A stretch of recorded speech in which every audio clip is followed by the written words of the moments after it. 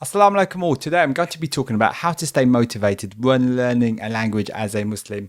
Now this is something definitely I have been struggle with, and things like Duolingo and stuff like that has really helped. But something has had a big impact on my mind, and that is this book I've been reading, which is called Why Has Nobody Told Me This Before, which is by Julie Smith, who's like a therapist type person, and this totally changed my way of thinking. I've read a lot of books, but this one in particular about how to stay motivated has made a massive impact on my life.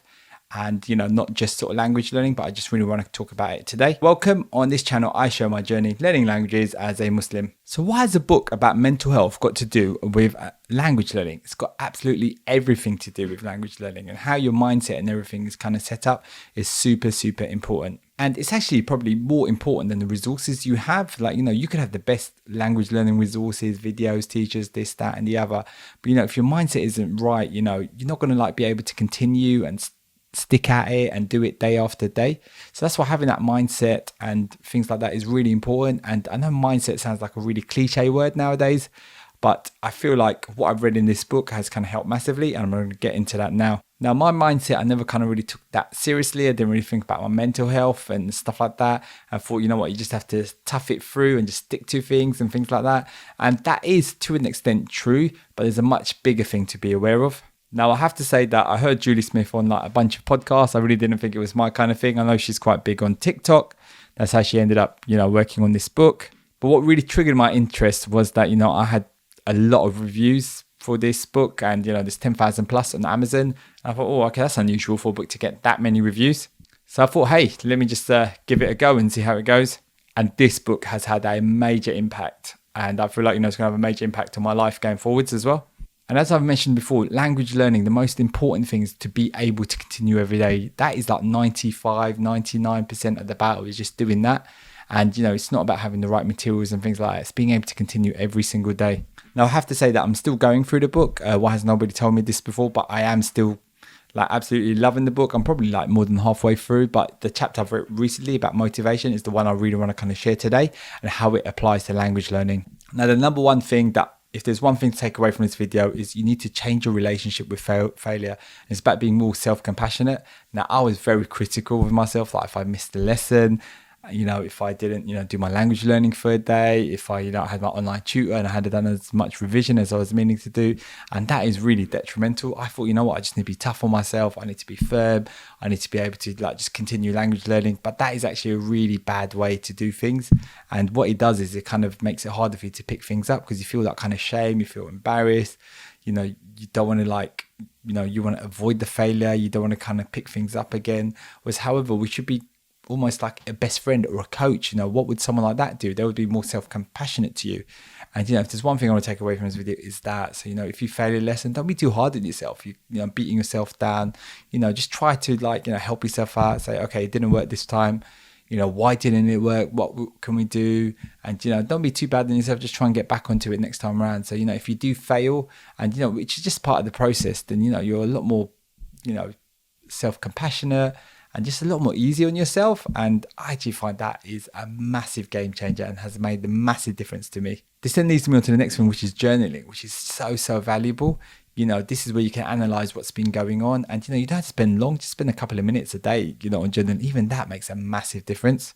And one of the things that Julie talks about in her book is that in order to solve a problem, you have to kind of analyze and understand it. So, for example, if I wasn't doing my language learning regularly, why was that the case? Why was I not doing it? What was stopping me? What was sort of holding me back?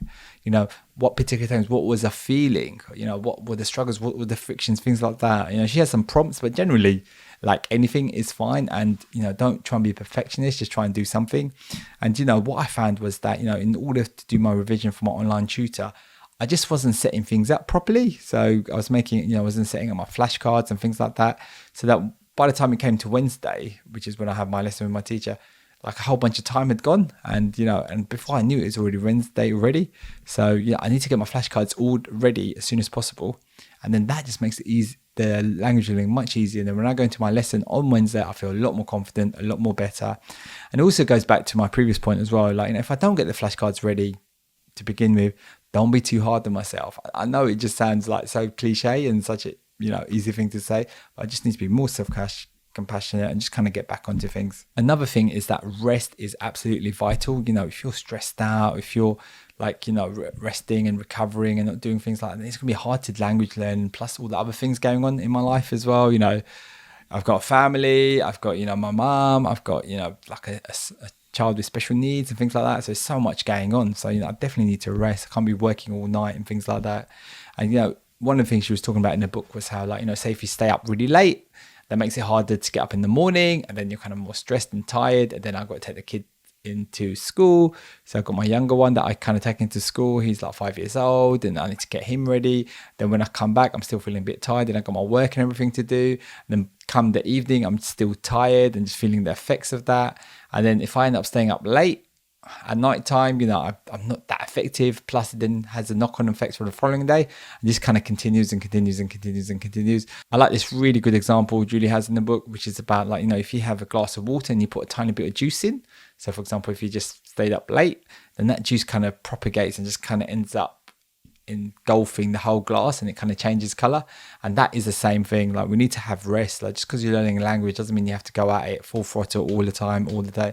Rest is super, super important. Another thing is, like, the more you repeat, the easier it gets. So the more I do Duolingo every day, the more I do my sort of language learning, then, you build those connections and stuff in your brain, and it becomes easier. It's just like flossing your teeth. So, I've been flossing my teeth for years now, and originally, it was really like a lot of effort getting the floss and everything like that, but now it's so much easier. Like, I don't even think about it. I just floss my teeth.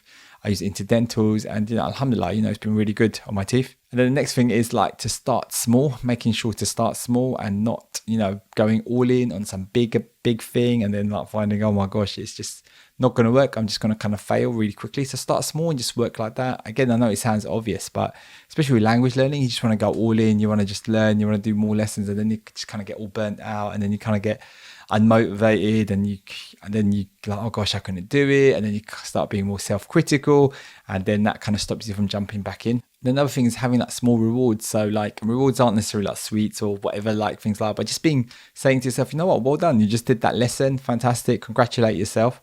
And and that's really important. That's something I never used to do. I know it sounds so obvious, but I never used to congratulate myself or be happy that I did a session. Look, I just did a session. That was 5 minutes of language learning. What's the point? That's nothing. But no, that's good. And if you kind of do that every day, that kind of builds up. And then I like the next thing she talks about, which is like, don't aim for the mountain, aim for like the next few steps. So, if you're trying to reach that summit, so in our terms, it's like, being fluent in a language or something, or being able to have a conversation with someone, don't look at that end goal all the time, although that might be a goal that you have. Focus on like the next few steps, the next lesson, the next thing that you need to do. Focus on that. And once you hit that, be proud of yourself, reward yourself, say, well done. So I kind of go, well done, Iqbal.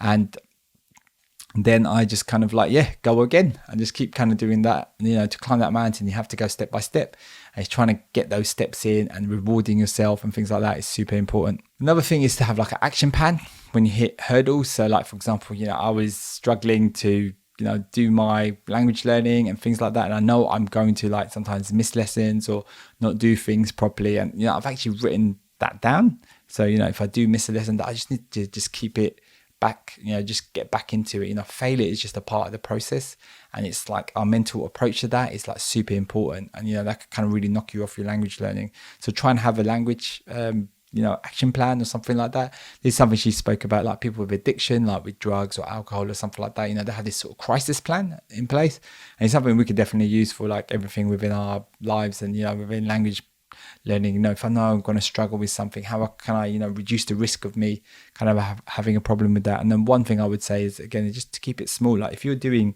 some big complicated book, more than likely it's you're not going to be able to handle that if you're just starting off. So get something a lot simpler. If you're not doing your language learning, why are you not doing it? Is the time not right?